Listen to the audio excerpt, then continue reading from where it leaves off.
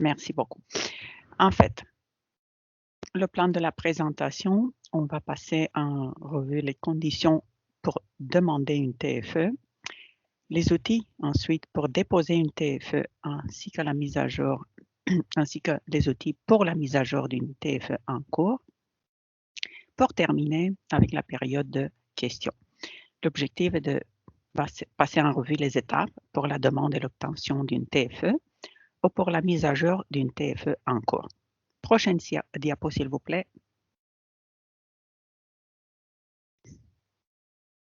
Eh bien, en vertu de quel article vous pouvez demander une TFE?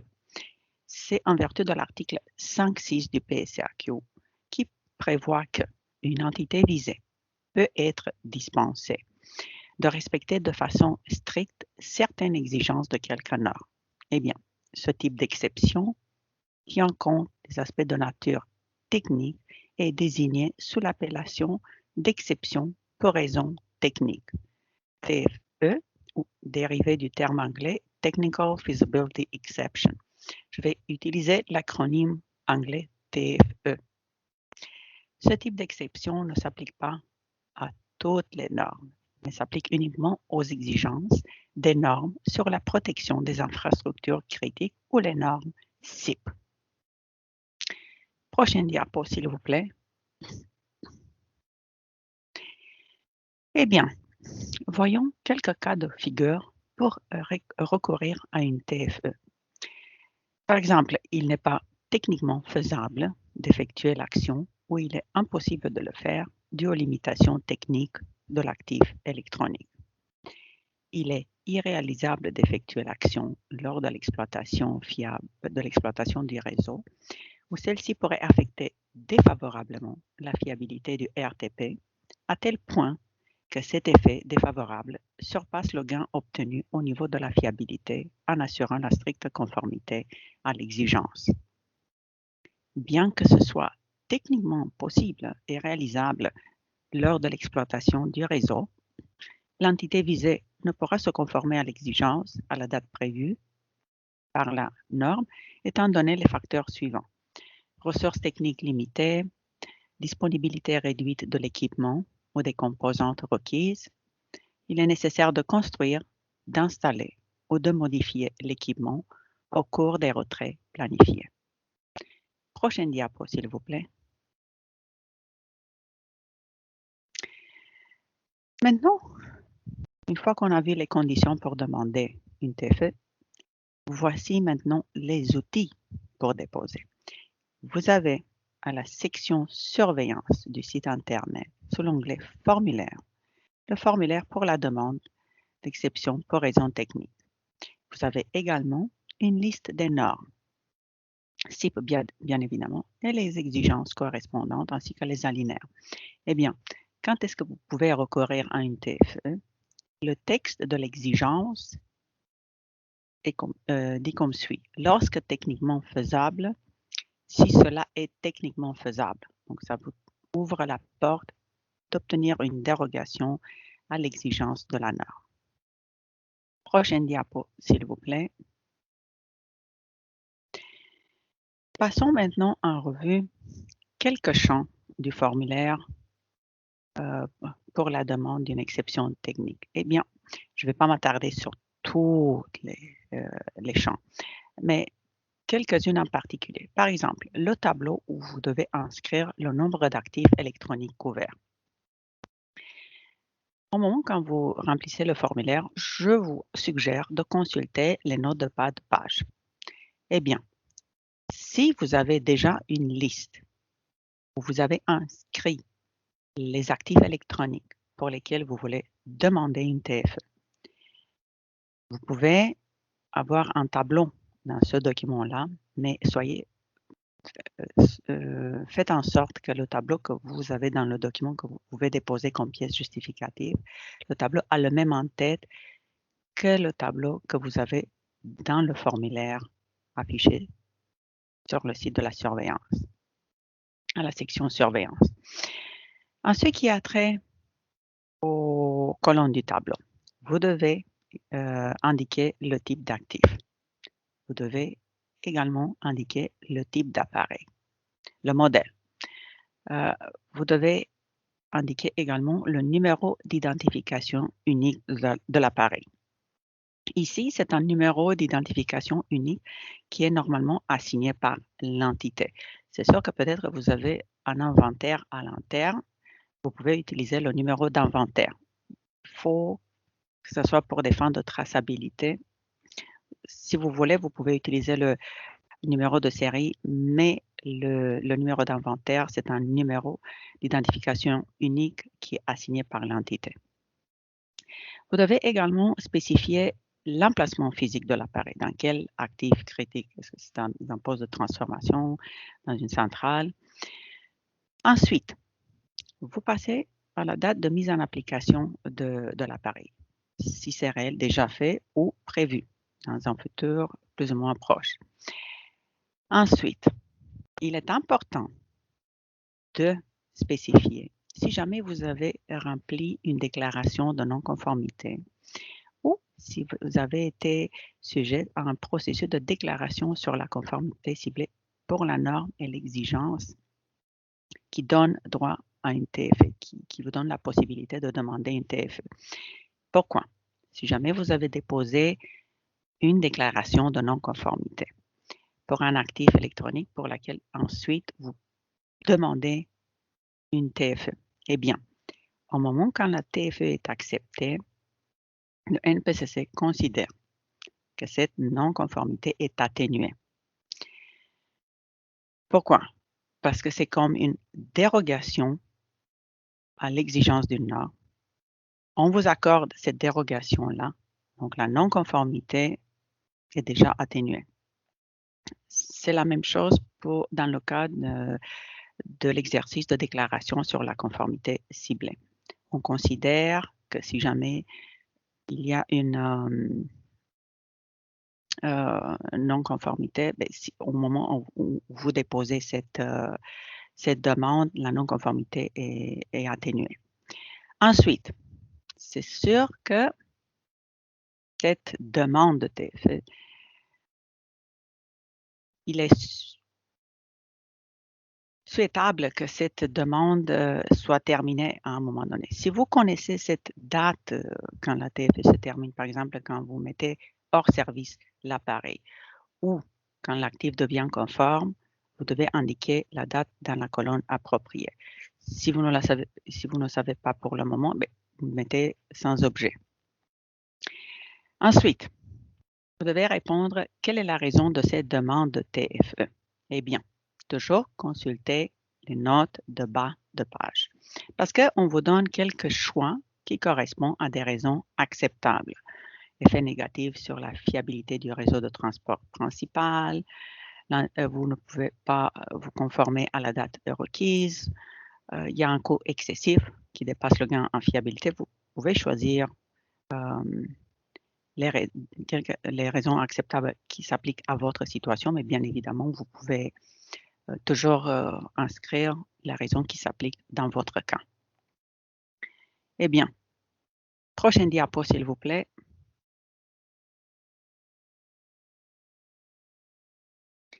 Toujours dans le cadre du dépôt d'une nouvelle TFE. On va s'attarder sur d'autres champs du formulaire. Il est important de détailler les mesures d'atténuation mises en œuvre afin de réduire le risque posé à la fiabilité. Je réitère, c'est comme un maillot faible dans votre système de défense. Vous demandez une dérogation, une exception pour vous conformer de façon stricte à l'exigence d'une norme de fiabilité CIP. Eh bien, vous devez donner une brève explication afin de décrire et justifier pourquoi vous ne pouvez vous conformer de manière stricte à l'exigence applicable. Donnez des détails quant à l'impact estimé sur l'exploitation fiable du réseau de transport principal lorsque les mesures compensatoires et d'atténuation appliquées aux actifs couverts ne sont pas suffisantes et que la cybersécurité est compromise. Énumérez les mesures compensatoires ou d'atténuation qui sont planifiées ou ont étaient déjà mises en œuvre. Et vous devez également indiquer si les mesures compensatoires ou d'atténuation ont été complètement mises en œuvre. Si vous avez déjà un plan ou vous disposez d'un calendrier afin de terminer la TFE, de rendre l'actif électronique conforme à l'exigence de la norme, et si vous savez la date quand vous allez être de retour à la conformité, eh bien, indiquez, répondez à la question, cochez la case et, le cas échéant, déposez le plan ou le calendrier comme pièce justificative. Prochaine diapo, s'il vous plaît.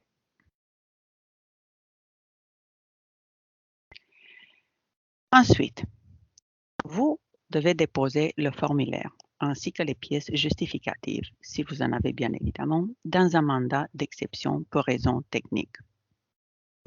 Le NPCC va passer en revue les documents et fera une recommandation à la régie quant à l'approbation ou au rejet de la demande de TFE. La régie décide. En ce qui a trait au mandat d'exception pour raison technique, je vais faire une petite parenthèse. Pour les gens qui utilisent moins souvent le système de surveillance de la conformité au Québec, sachez que vous pouvez toujours initier un mandat, mais il faut également le publier afin qu'il soit accessible au NPCC. Donc, n'oubliez pas, une fois initié un mandat, de le publier par la suite, une fois que vous avez tous les documents déposés dans le web part document. Je ferme la parenthèse. Eh bien, important de souligner, pour la période pendant laquelle une demande de TFE est en cours d'examen ou après l'approbation de la TFE, l'entité n'est pas considérée comme étant non conforme à l'exigence par la demande de TFE. Vous demandez une dérogation si le NPCC fait la recommandation d'accepter et la régie décide, vous obtenez cette dérogation. Les TFE sont révisés durant un audit de conformité visant les normes CIP. Prochaine diapo, s'il vous plaît. Eh bien, pour le dépôt d'une mise à jour d'une TFE en cours, quand seraient les situations que vous pouvez demander une mise à jour? Bien, modification du nombre d'actifs électroniques visés par la TFE, ajout ou retrait d'actifs électroniques ou modification de la catégorisation des actifs électroniques visés par la TFE. Avant, il y avait un actif électronique protégé. Maintenant, il n'est plus catégorisé comme actif électronique protégé.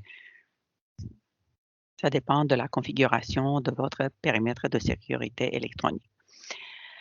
Comment mettre à jour la TFE?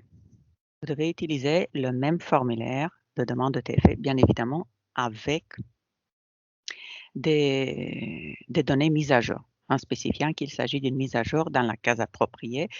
Vous êtes demandé dès la première question d'indiquer s'il s'agit d'une première demande de TFE ou s'il s'agit d'un ajout, d'une mise à jour, et vous devez indiquer le numéro. Vous devez déposer les formulaires. Sauvegardez tout d'abord le formulaire sous un autre nom et déposer le formulaire et les pièces justificatives, le cas échéant, dans le même mandat.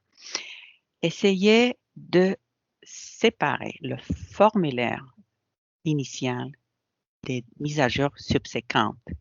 Si jamais vous pouvez créer des répertoires dans le WebPart document, donc pour fin de traçabilité, c'est bien de séparer le formulaire que vous avez déposé initialement des autres mises à jour subséquentes. Le NPCC passera en revue et fera une recommandation à la régie. Cette dernière décide. Prochaine diapo, s'il vous plaît.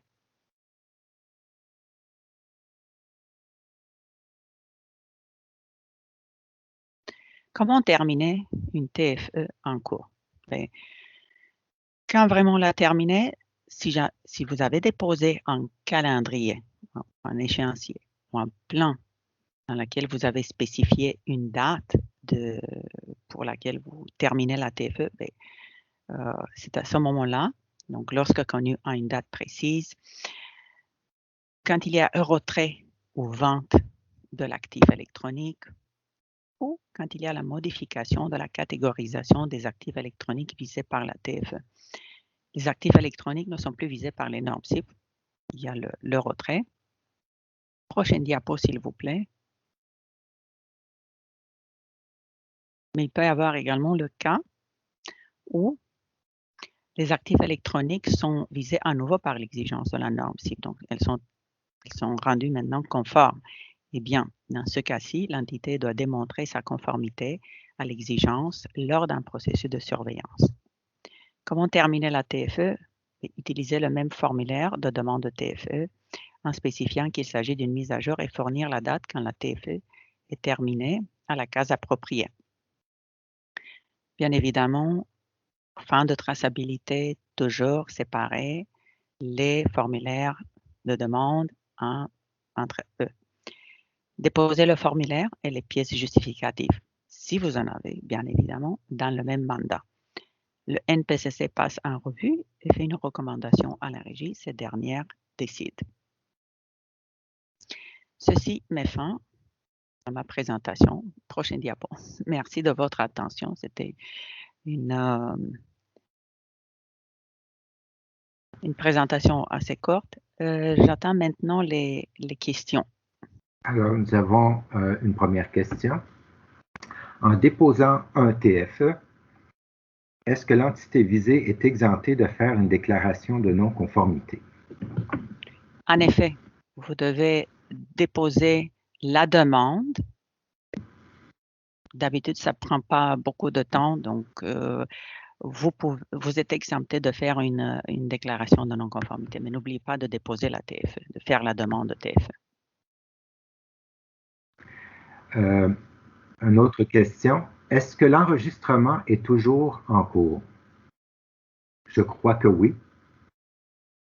Alors. Oui. Oui, en effet, Madame Carolina me confirme que oui. Parfait. Prochaine question. Est-ce qu'il y a une durée maximale pour une TFE? Autrement dit, sans plan de redressement? Vous n'êtes pas obligé, il n'y a pas une durée maximale pour une TFE. C'est sûr que c'est un maillot faible. Vous devez mettre des mesures compensatoires et d'atténuation en place, mais vous n'êtes pas obligé d'avoir une date précise pour terminer une TFE. Et ça non plus, il n'y a pas de durée maximale.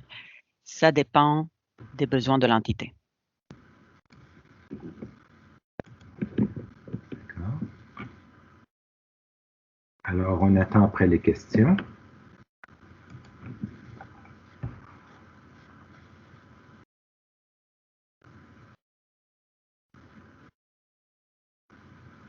OK. Pourquoi la notion de TFE n'existe-t-elle pas pour certaines exigences des normes OPS? Les normes liées à l'exploitation et à la planification. Donc, c'est au moment de la rédaction des normes CIP que la NERC, étant donné les configurations des systèmes électroniques, ils ont considéré de recourir à une TFE uniquement pour les normes CIP. Donc, la complexité des normes CIP fait en sorte que l'organisme qui est en charge de la rédaction des normes a trouvé bon de les imposer, de les faire pour les normes CIP. Très bien. Un instant. Quel est le délai requis pour déposer une TFE versus la date de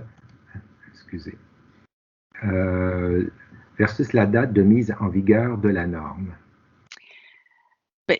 Si la date de mise en vigueur de la norme est, disons, le 1er janvier 2023, ça peut être. Vous n'êtes pas censé vous n'êtes pas sujet à cette norme-là, donc elle ne vaut, ou la version de la norme SIP peut entrer en vigueur. Il faut faire ici une distinction s'il s'agit d'une date de mise en vigueur d'une nouvelle norme ou d'une nouvelle version. Je prends l'exemple d'une nouvelle version d'une norme SIP, en notant qu'elle n'est pas en vigueur et sa date de mise en vigueur est le 1er janvier 2023. Je choisis à dessein une date assez éloignée dans le futur. Vous devez toujours préparer la documentation pour que vous soyez conforme à la date d'entrée en vigueur de la norme.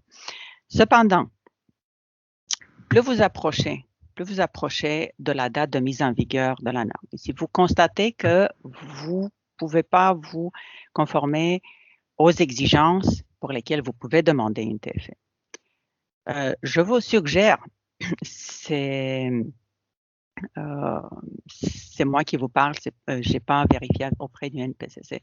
Donc, si vous vous rapprochez de la date de mise en vigueur de la norme, et si vous voyez que vous ne pouvez pas vous conformer, eh bien, un mois après l'entrée en vigueur de la norme, vous pouvez demander une TFE.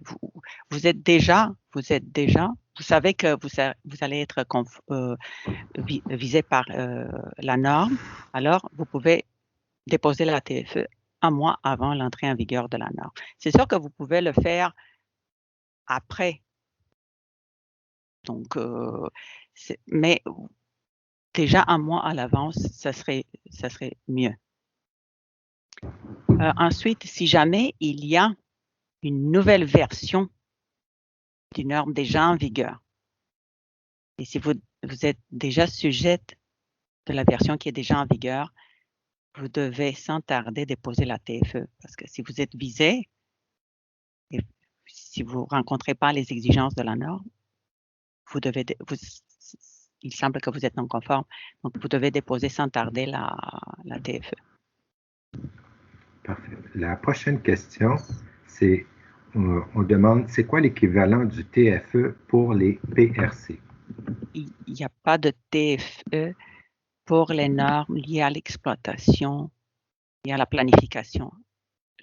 Les demandes d'exception pour raison technique s'appliquent uniquement aux normes SIP. Il n'y a pas d'équivalent pour les normes PRC. C'est très bien. Pour l'instant, il n'y a pas de... Ah, OK. Puis quelque chose. Doit-on faire une mise à jour de la TFE s'il y a seulement une baisse de... excusez, c'est difficile. Okay. Doit-on faire une mise à jour de la TFE s'il y a seulement une baisse de la quantité d'actifs dans cette même TFE ou on peut attendre une augmentation d'actifs ou autre changement important? Par une baisse de quantité d'actifs, je comprends une modification des actifs, une modification du nombre d'actifs. Donc, c'est sûr qu'il y a soit retrait, soit effectivement, il y a un retrait d'équipement. Eh bien, oui, vous devez faire une mise à jour de la TFE s'il y a seulement une réduction du nombre d'actifs dans cette même TFE. Oui. Parfait. OK, je ne vois pas d'autres questions pour le moment.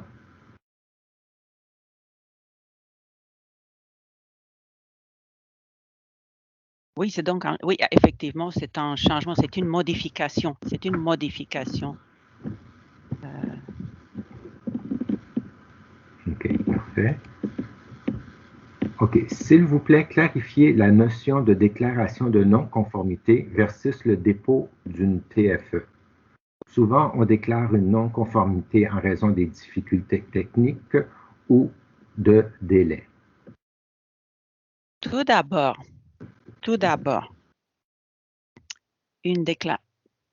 la TFE, la demande pour exception technique, s'applique à certaines normes SIP et à certaines exigences.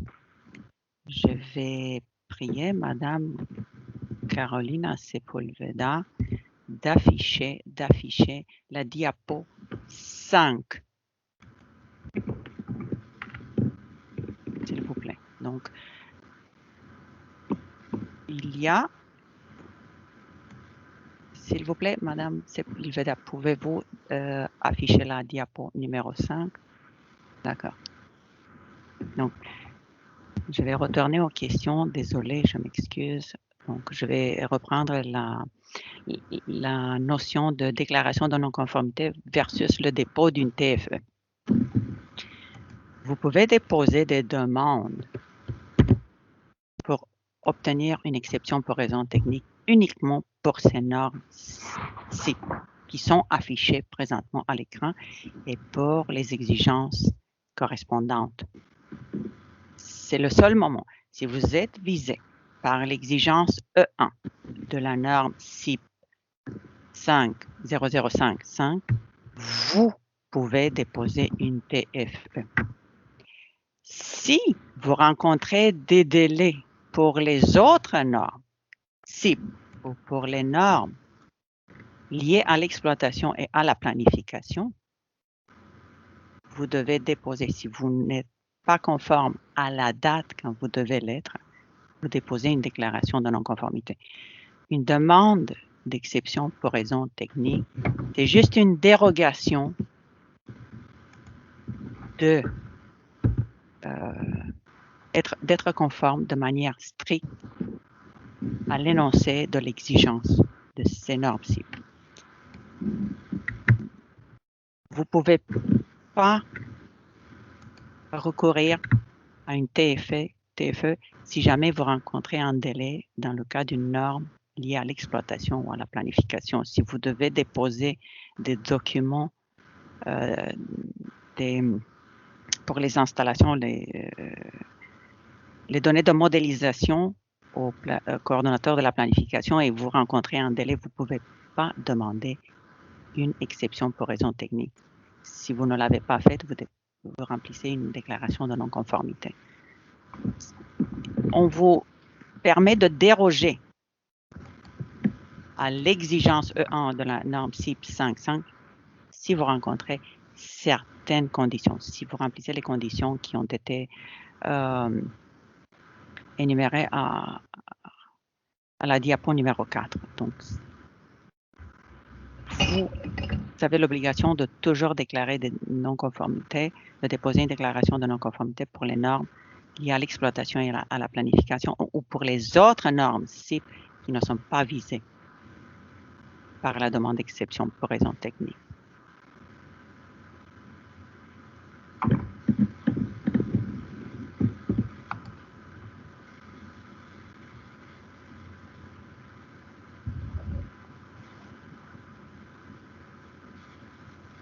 C'est bien, je ne vois pas d'autres questions apparaître pour l'instant.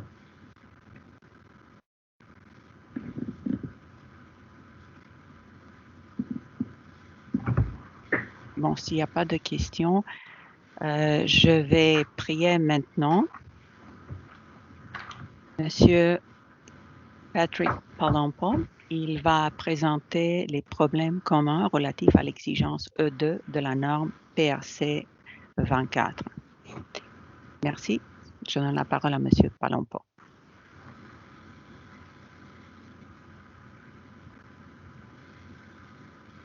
Thank you very much. And, appreciate the time this morning. My name is Patrick Palumbo. I'm a senior compliance engineer with NPCC. And this morning I'll be going over the PRC 24 version 2 standard, which is the generator frequency and voltage protective relay settings. Next slide, please. The purpose of this standard is to ensure that generator owners set their generator protective relays so that they remain connected during defined frequency and voltage excursions. So this standard does apply to only generator owners.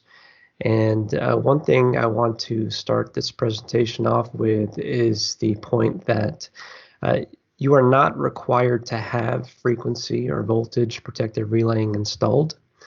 And I'll say that many times during this presentation because that's going to be a point of emphasis here. However, if you do have frequency and voltage protective relaying installed on any generating units, you must have those relays set to not trip and defined no trip zones as prescribed in this standard. Some of these devices may include frequency and voltage discrete relays. This also applies to volts per hertz overexcitation relays, which are evaluated at nominal frequency, and multifunction devices that may have frequency and voltage relays installed and set inside of them, as well as any protective functions that operate on frequency or voltage within generator control systems. Next slide, please. The first requirement of PRC 24 is defining no trip zones for frequency relaying. So as you see on this graph here, and if you're not used to reading logarithmic graphs, on the horizontal x-axis here you have time, and on the vertical y-axis you have frequency. So for this requirement, you'll see in the shaded region here, that's what is defined as a no trip zone. And there's a blue line on top of that zone, which is your high frequency durations for system frequencies above 60 hertz. And on the bottom of the shaded region, you'll see an orange line, which are low frequency duration settings that are below 60 hertz. So any settings that you may have for frequency relaying must be set to not operate and trip the unit offline if you're in that shaded region. On the bottom of the slide here, this is the actual table from the standard that defines the high and low frequency durations. So if you want to build a spreadsheet yourself with these lines, you can use the values on the table below. There are certain exceptions. A generating unit may trip if it's for the sole purpose of an out of step or loss of field or a true generator operation to protect your unit, or if clearing a system fault is absolutely necessary. You may also trip within the shaded region for a frequency event if you have a documented and communicated regulatory equipment limitation, and I'll get to that later in a separate requirement. Next slide, please. Specific to the Quebec standard, the no trip zone for wind, thermal, photovoltaic generation, and asynchronous units has a different defined no trip zone. So in your region in Quebec, if you have wind, thermal, PV, or asynchronous units, the over frequency duration is a little bit different, where you may trip above 61.7 hertz. And so again, this is specific to those particular units. Next slide, please. Requirement 2 of the standard has to deal with voltage protection. So again, you have a shaded area here for no trip zones. The difference on this is the graph has a point of interconnection voltage on the vertical y-axis here. There are two separate graphs for facilities that are connected to the main transmission system, or RTP, and for those that are not. This specific graph pertains to generation facilities connected to the main transmission system. One thing I do want to make a point is the point of interconnection, the voltage is on a per unit scale. So if you see on the vertical axis here, if you see a 1 right in the middle, that's going to be your nominal connection voltage. So if you have a nominal a voltage of 120 kV, that would be 1.0.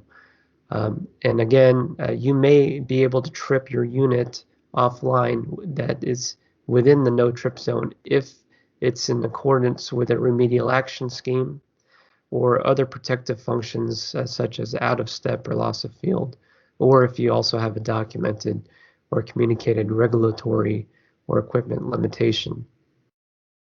Next slide, please. This is the slide that shows the graph pertaining to generation facilities not connected to the main transmission system.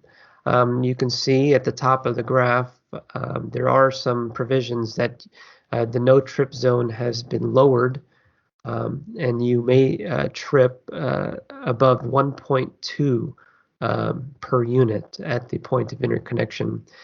As well as you'll see on the bottom portion of the graph, there is a special shaded portion that only applies to wind farms. So if you see the green dotted line there on the bottom of the graph, the no trip zone encompasses the darker shade as well as the lighter shaded region to the dotted green line shown, and that's just for wind farms. That triangular portion does not apply to non-wind farms. Next slide, please.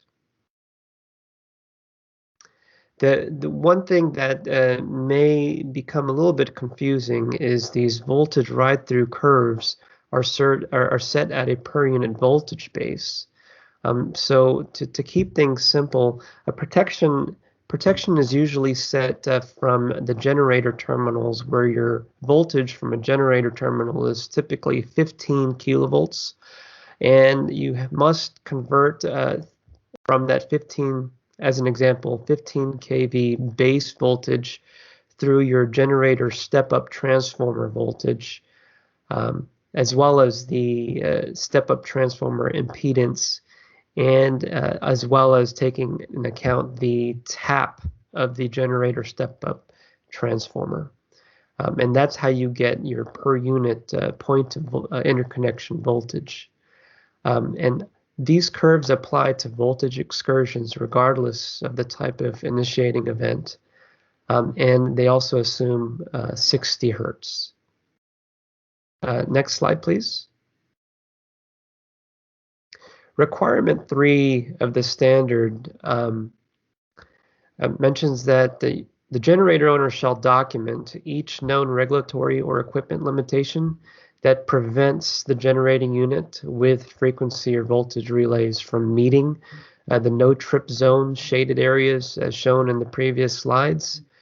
For example, a hydroelectric turbine may have an equipment limitation where you must trip at a certain frequency, otherwise you may damage the unit based on the manufacturer's recommendations.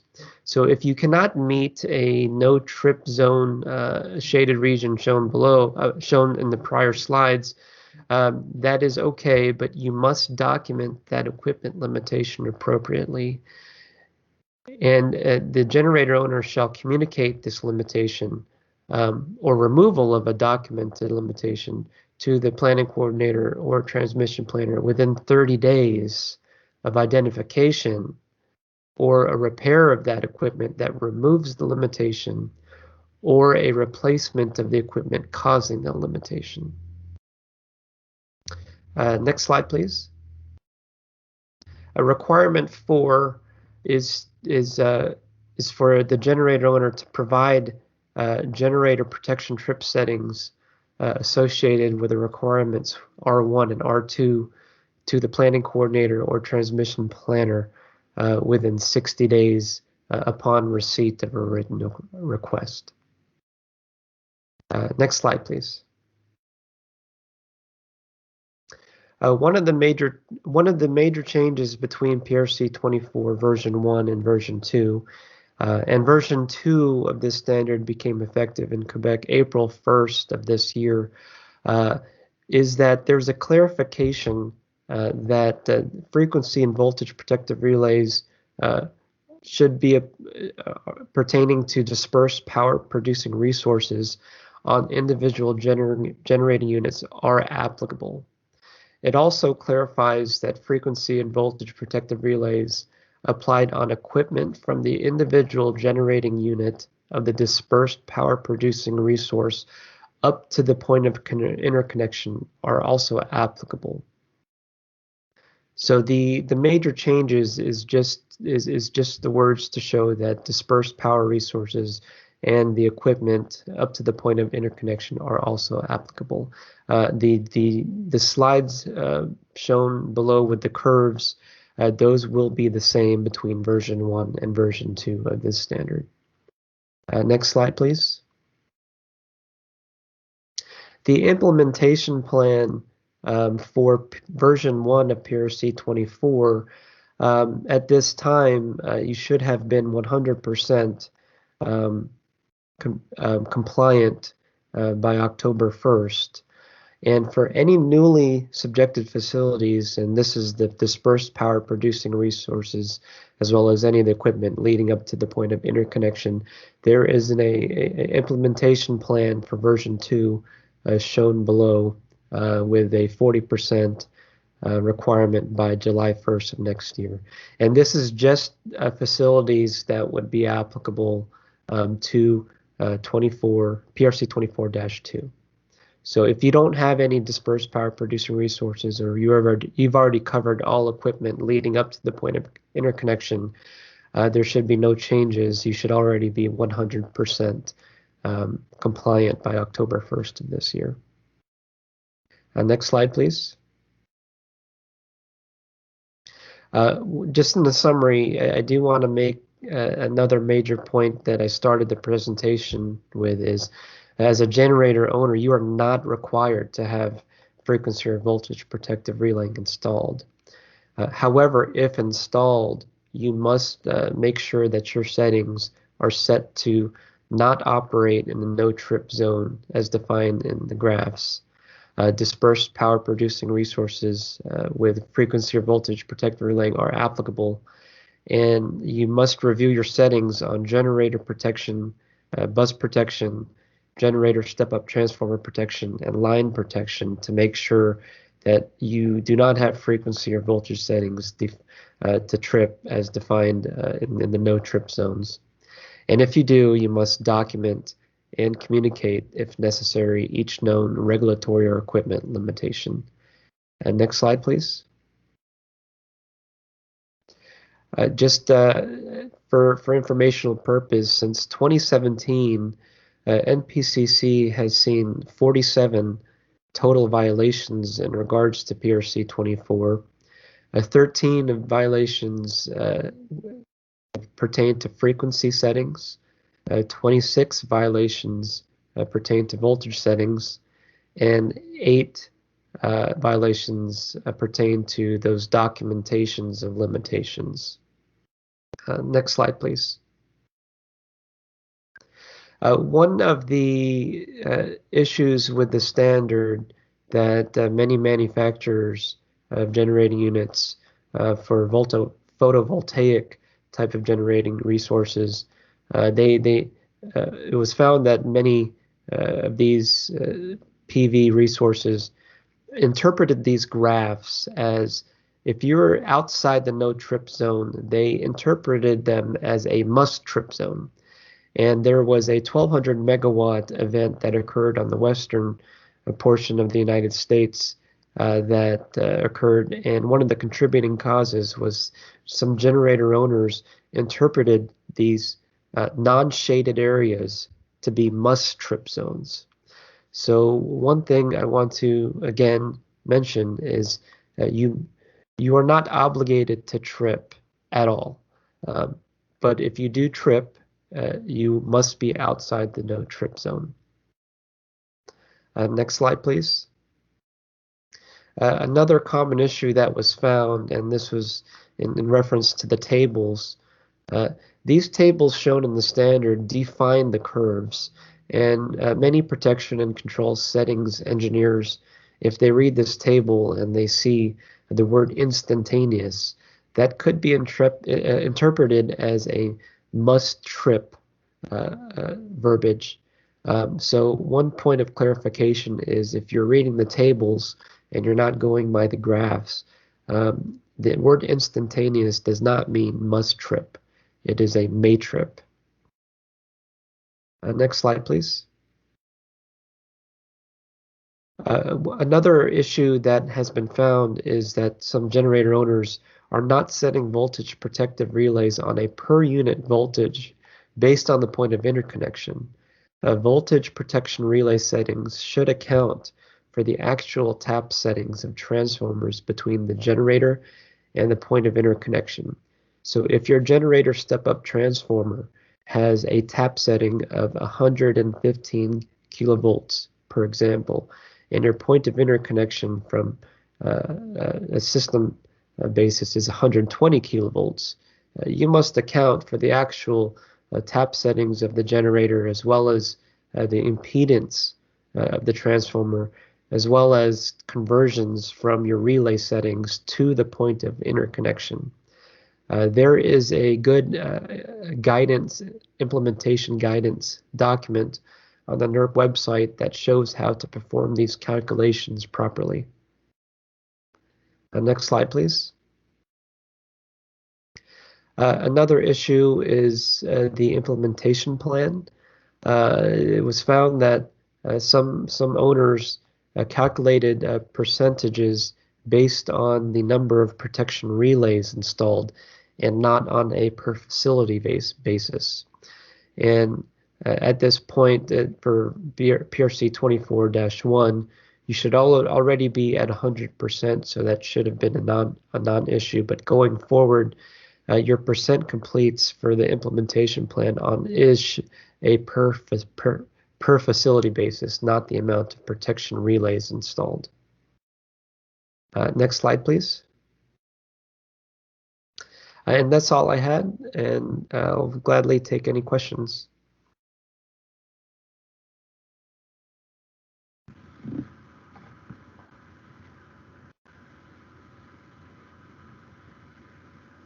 OK. Pour l'instant, je ne vois pas de questions.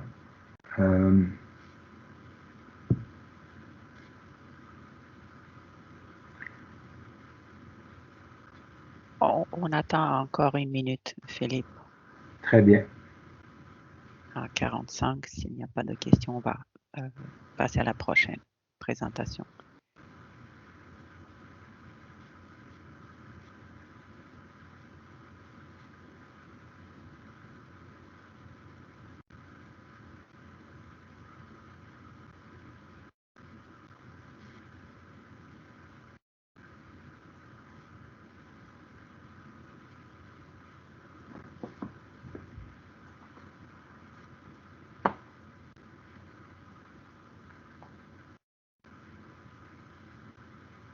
Je ne vois pas de questions et il est 10h45. D'accord, merci. Merci beaucoup, Patrick. On va passer à la prochaine présentation.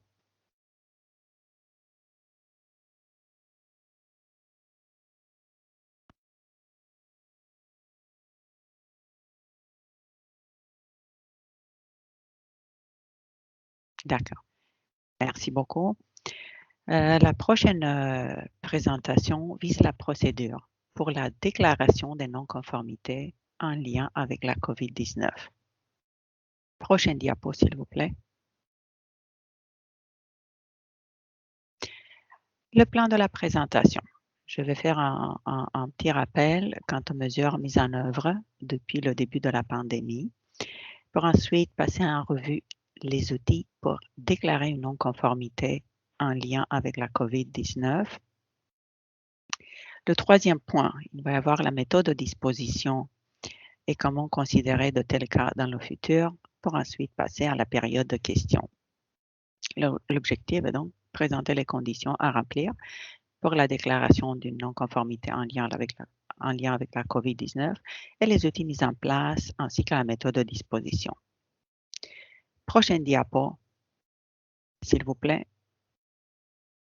Eh bien, voici un petit rappel quant aux mesures mises en œuvre. Il y a eu 2 annonces conjointes, Régie NPCC, les 23 mars et 22 juillet. Pour ceux qui sont abonnés au bulletin Quad 9, ils les ont reçus. Il y a eu également des courriels envoyés aux personnes ressources des entités visées. Vous pouvez toujours retrouver ces annonces-là à la section surveillance du site Internet, section bulletin Quad 9 envoyé en 2020. Oui, il était considéré comme des raisons valables les mesures prises en ce qui a trait à la COVID-19 lors d'une non-conformité identifiée aux exigences d'une norme de fiabilité nécessitant des interventions périodiques. Et à ce moment-là, on définissait les interventions périodiques comme, par exemple, un entretien qui ne peut être effectué ou de la formation qui ne peut être donnée. Initialement, la période de temps était du 1er mars au 31 juillet et ensuite, dans la deuxième annonce, elle a été prolongée jusqu'au 31 octobre 2020.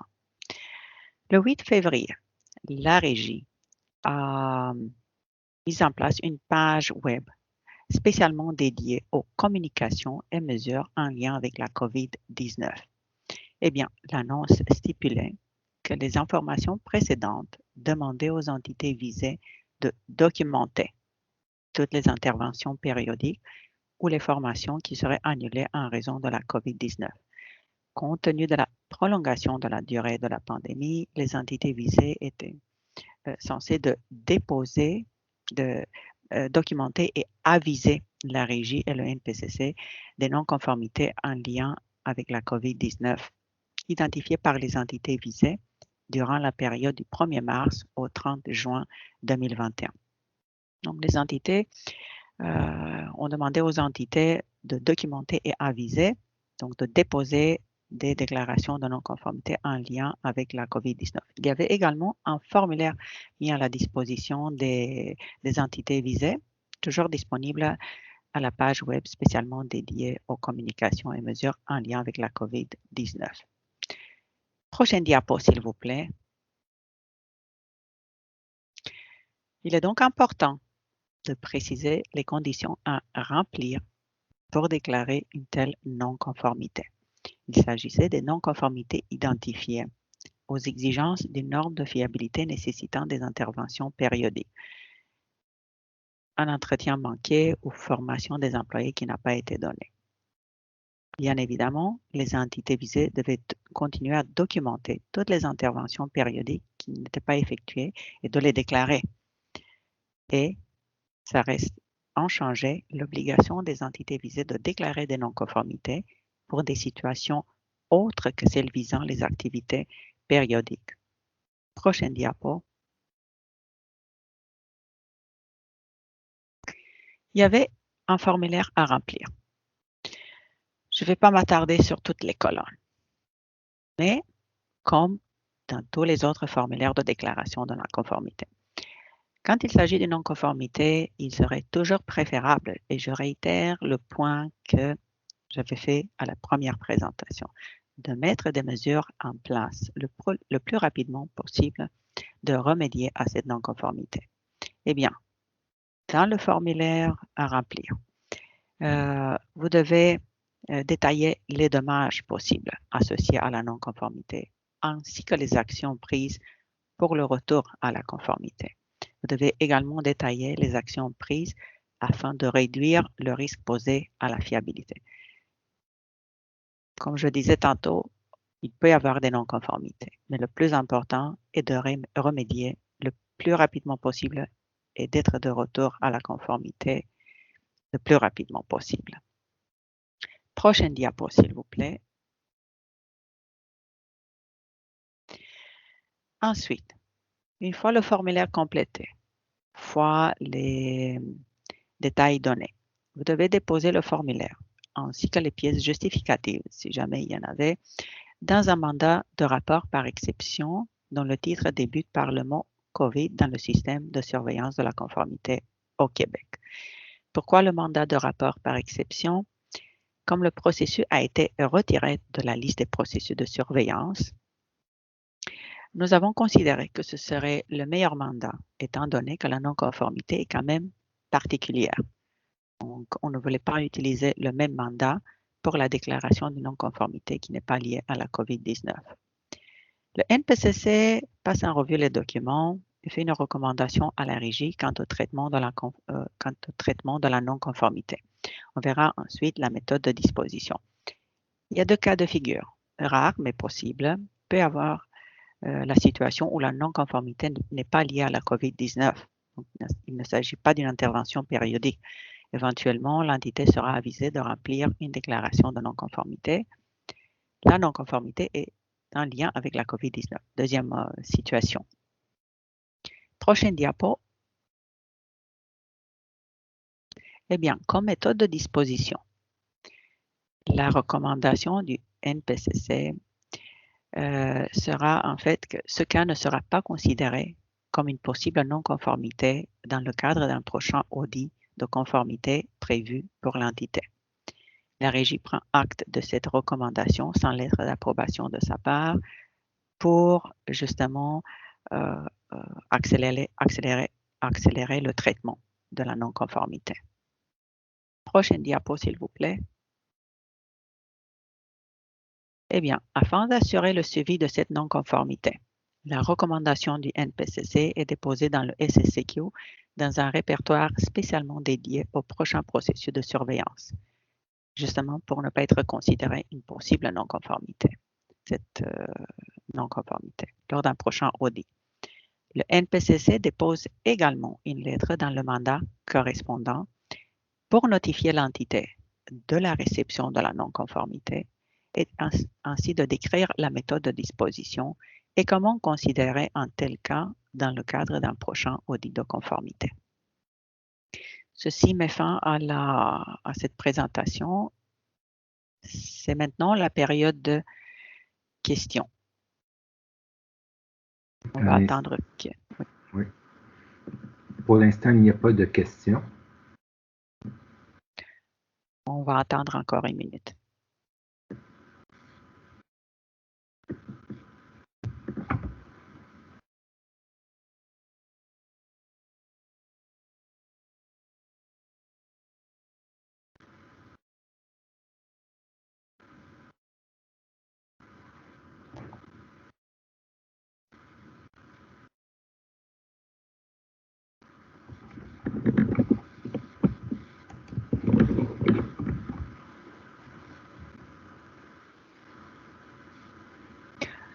Oui, avez-vous reçu plusieurs déclarations de non-conformité dues à la COVID? Oui, nous en avons reçu.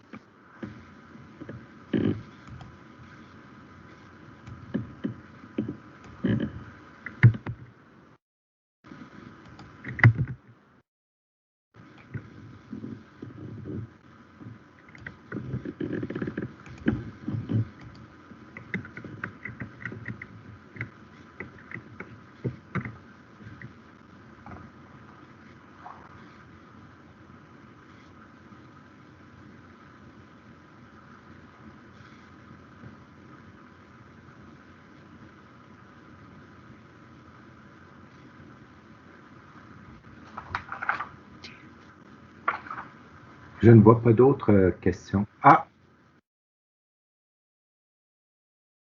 Non, j'avais répondu à celle de Mme Jeannette Gauthier. Avez-vous reçu plusieurs? C'est correct. Donc, je pense qu'il n'y en aura plus. Écoutez, on est de retour à la conformité. On est de retour dans le